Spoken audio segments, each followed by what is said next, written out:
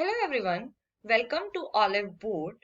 So today we are going to discuss Bank Financial Management Module A, International's Banking Unit 3rd, that is Correspondent Banking and NRI Accounts. We will discuss here every MCQ which is in Macmillan book and also discussing the concepts behind these questions. So let's get started with this video. So here our first question is, correspondent banking does not include. Basically, correspondent banking does not include. Here four options are given. Account maintenance, opening of branch on behalf of a bank, authentication and advising of LCs, collection of checks and bills. See, first we are going to know what is correspondent bank basically. So correspondent bank is like it's a financial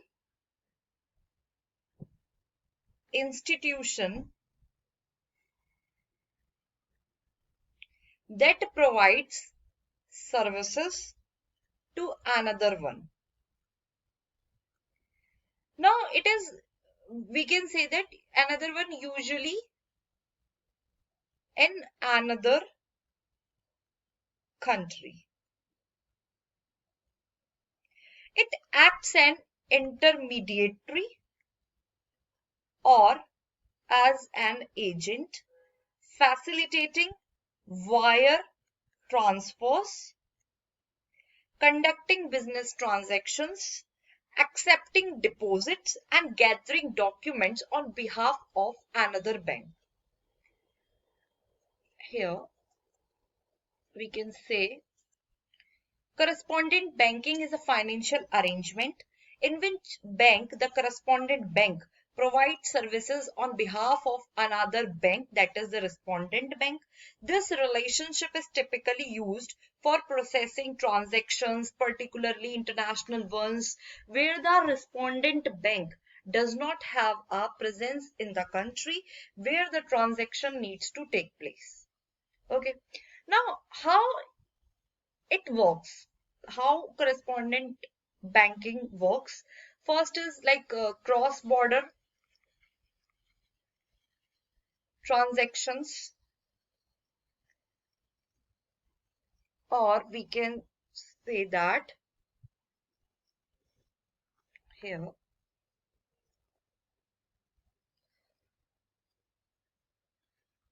services provided, like the correspondent bank may provide various services such as processing payments and managing accounts, handling wire transfers, foreign exchange, and offering trade finance. Now, Nostro and Vostro accounts. Nostro account, like this is an account held by the respondent bank in the correspondent bank dominated in the currency of the correspondent country. From the respondent bank perspective, it is our account with the foreign bank. And also Vostro bank, we can say this is the reverse, where the correspondent bank holds an account in the respondent bank's currency. From the correspondent's perspective, it is your account with them. And here banking is essential for global trade and international remittances. It enables bank to reach customers in markets where they don't have a direct presence. We can take the example like an individual in India wants to send money to a friend, suppose in Brazil. Okay. But their local bank in India does not have a direct presence in Brazil. The Indian bank, that is respondent, used a correspondent bank in the US that has a relationship with banks in Brazil. The Indian bank sends the fund to It's US correspondent bank which then sends the money to the Brazilian bank. Okay. Also, we can take a more example, like a company in South Korea needs to pay an invoice in Canadian dollars, but its local bank does not deal directly with the Canadian currency. The South Korean bank partners with a correspondent bank in Canada, which converts the funds into a Canadian dollars and transfers the payment to the supplier's Canadian banks.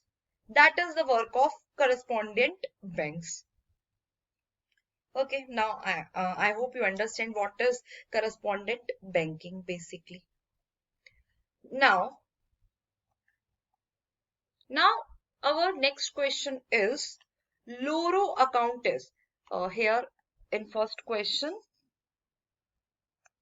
correspondent banking does not include.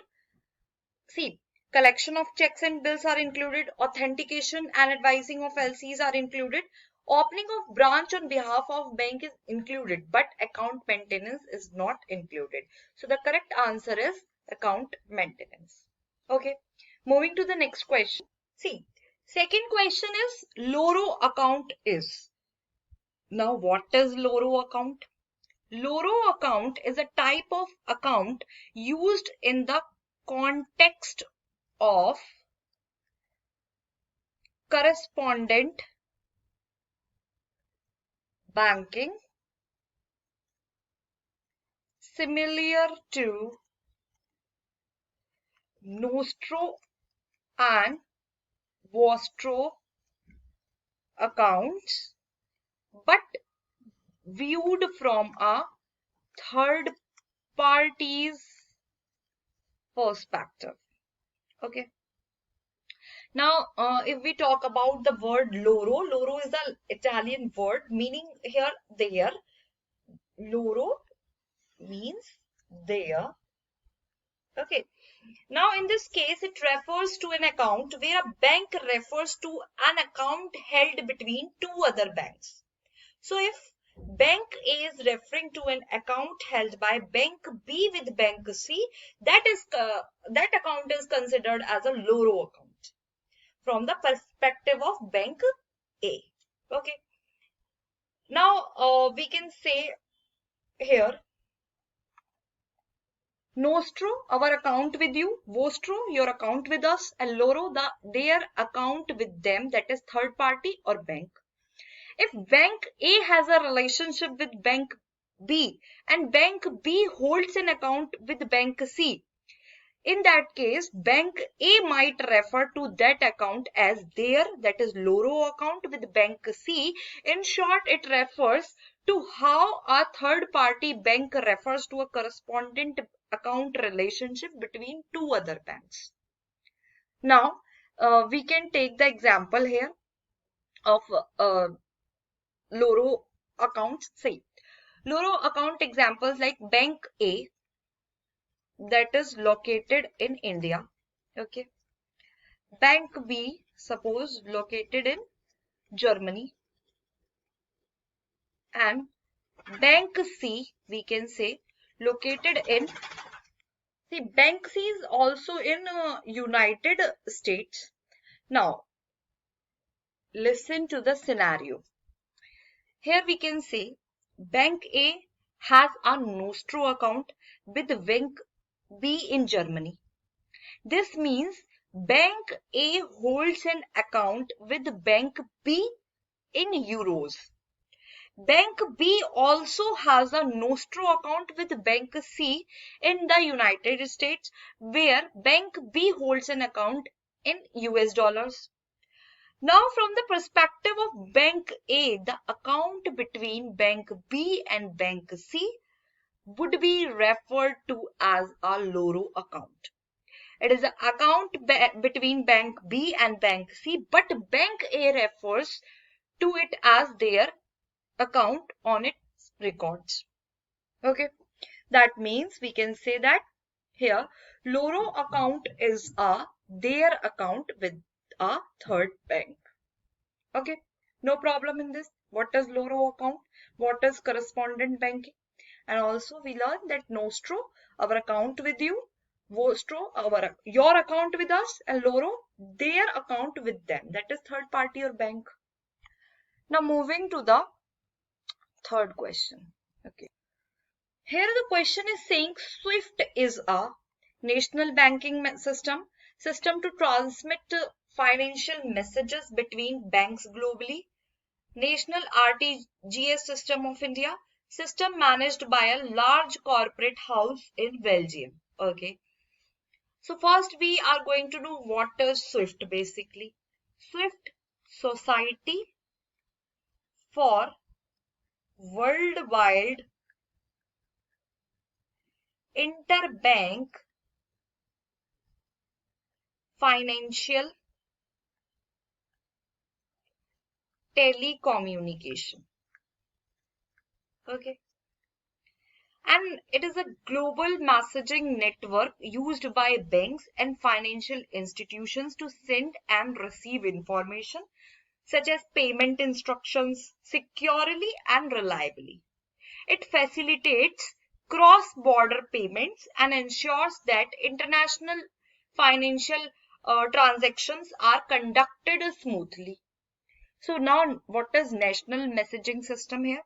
National messaging system is a communication network used within a specific country to facilitate secure and standardized exchange of financial information, messages, or transactions between banks and financial institutions. It typically functions to support domestic payment systems, such as a real-time gross settlement systems, automatic clearing houses, or other local financial transactions or infrastructures, we can say. Now, here, if we see here the meaning of, we can take the example here of SWIFT. So, suppose the example of SWIFT we can take like a company in Japan. Okay, let's say we are talking about Tokyo Electronics needs to pay a supplier in Germany. Okay, and for Germany we can say Berlin Manufacturing. Okay, and now Tokyo Electronics hold an account with Bank A in Japan, and Berlin Manufacturing holds an account with the Bank B in Germany. Tokyo Electronics instruct Bank A to transfer to Berlin Manufacturing account at Bank B. That is like SWIFT works. So here we can say that if SWIFT is a system to transmit financial messages between banks and globally. Okay, it's not a national messaging system. It is not a national RTGS system of India.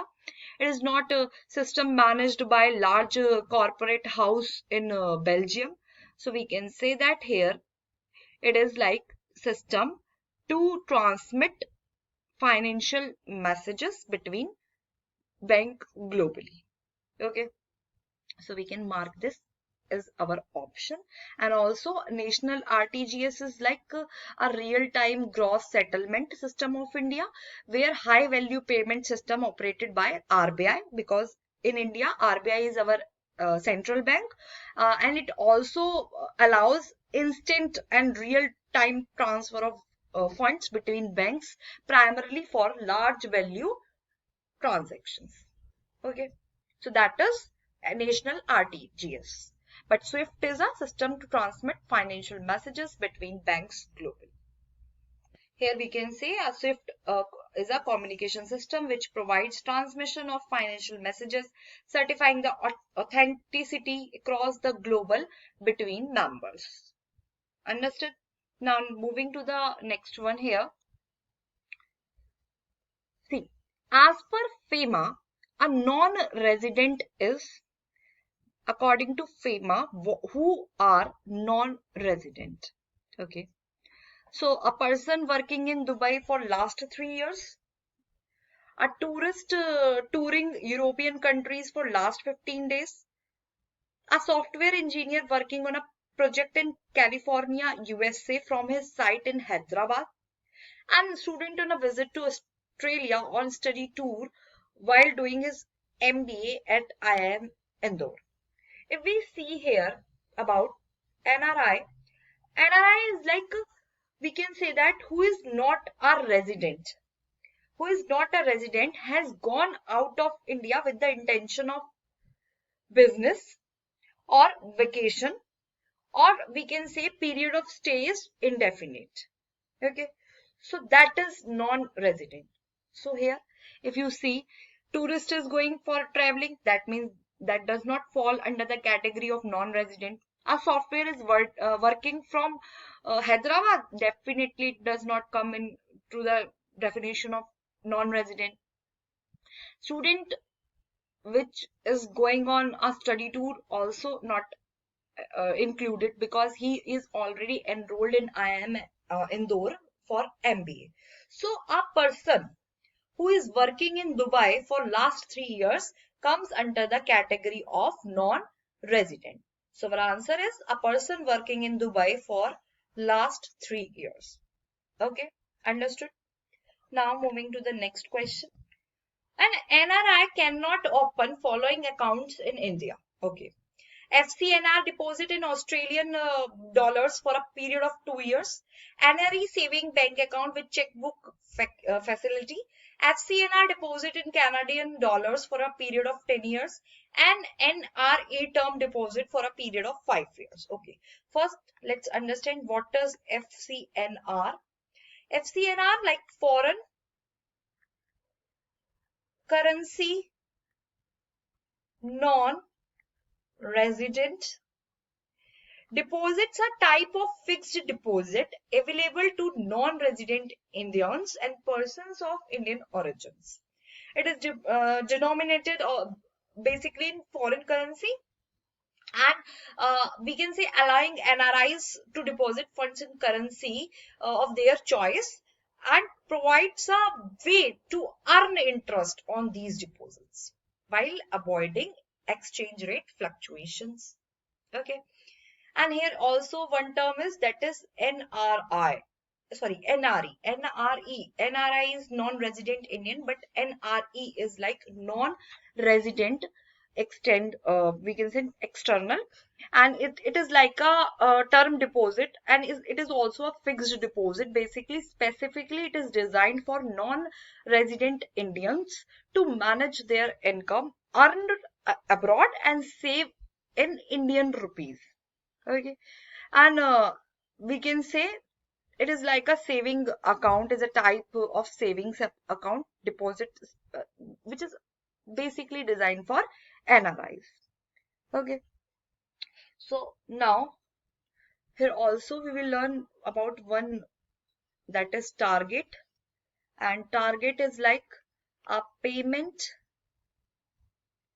system of European Union.